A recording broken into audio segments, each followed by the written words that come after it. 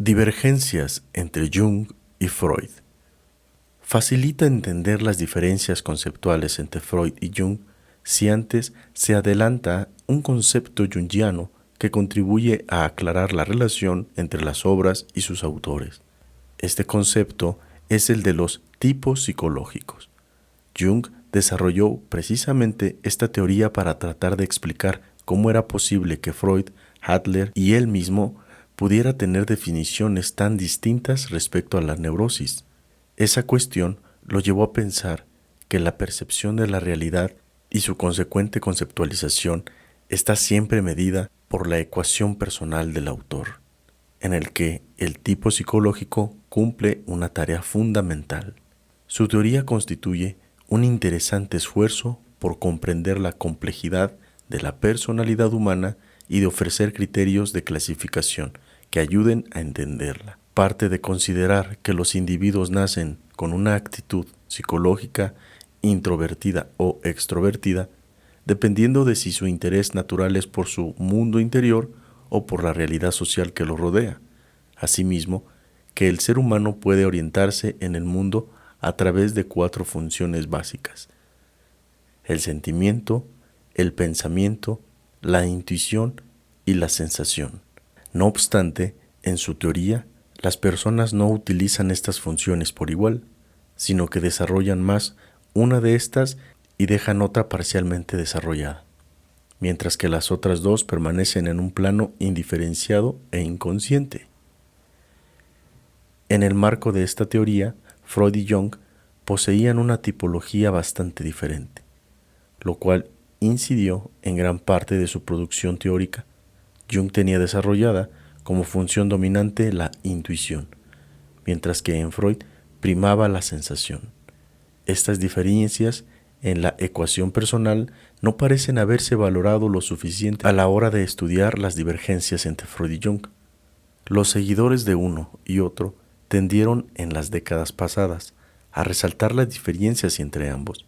Sin embargo, con el paso del tiempo, los seguidores de una y otra corriente han encontrado que no necesariamente se tratan de teorías contradictorias, sino que, como se propone en este artículo, es posible analizar una buena parte de los planteamientos de Freud y Jung como provenientes de 2 tipos diferentes de personalidad, condicionados por ópticas unilaterales.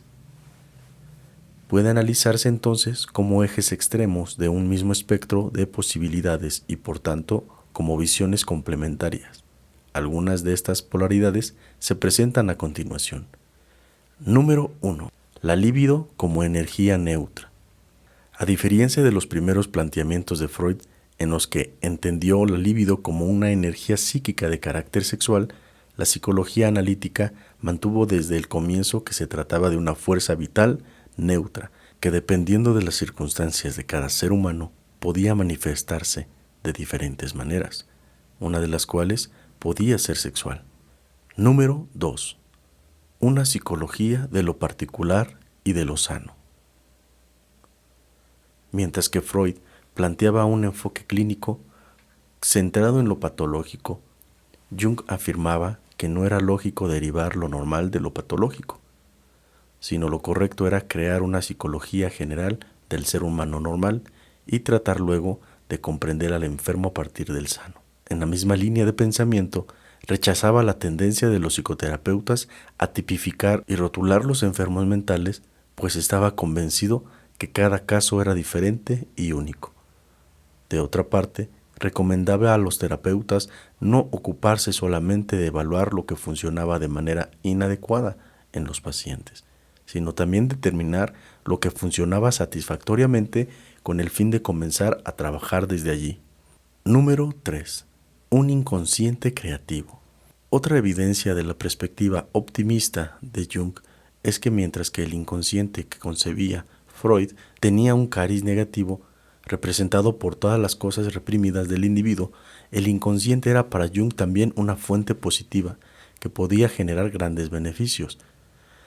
Desde su óptica, el inconsciente a menudo se muestra como una fuente inacabable de creatividad que puede ser transmitida a la conciencia en forma de fuerzas de renovación y de transformación. Número 4. un ámbito transracional.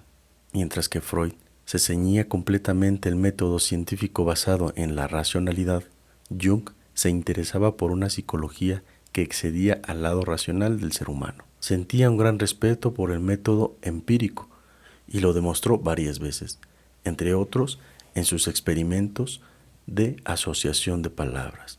No obstante, siempre se negó a comprometerse con la falacia del cientificismo, pues consideraba que era una forma de negar la validez de todos los fenómenos no susceptibles de investigación científica.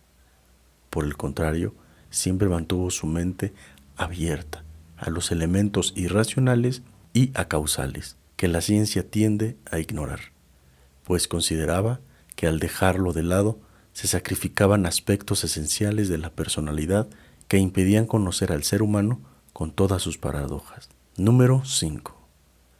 Principio finalista. Otro aspecto que denota la mirada opuesta de los dos autores en el énfasis puesto por Freud en el principio de la causalidad, en tanto que Jung insistía en el principio final y teleológico, es decir, consideraba que todas las actividades de la psique están dirigidas hacia una finalidad. Esto incide en los aportes hechos por Jung al campo de la psicoterapia, ya que algunas de tales contribuciones consisten en preguntarse no solamente por las causas de los fenómenos psíquicos, sino complementar esta mirada con el interrogante sobre el propósito que persiguen. Las anteriores son algunas de las principales posiciones contrarias que tenían Freud y Jung y ayudan a entender los principales fundamentos de la psicología analítica. La autorregulación de la psique, el modelo de estructura de la psique, el inconsciente personal, los complejos, el inconsciente colectivo y los arquetipos. Hemos llegado al final de este audiolibro. Esperemos sea de tu agrado. No olvides dejarnos en la cajita de comentarios qué tipo de temas relacionados a la psicología te gustaría escuchar. Hasta la próxima.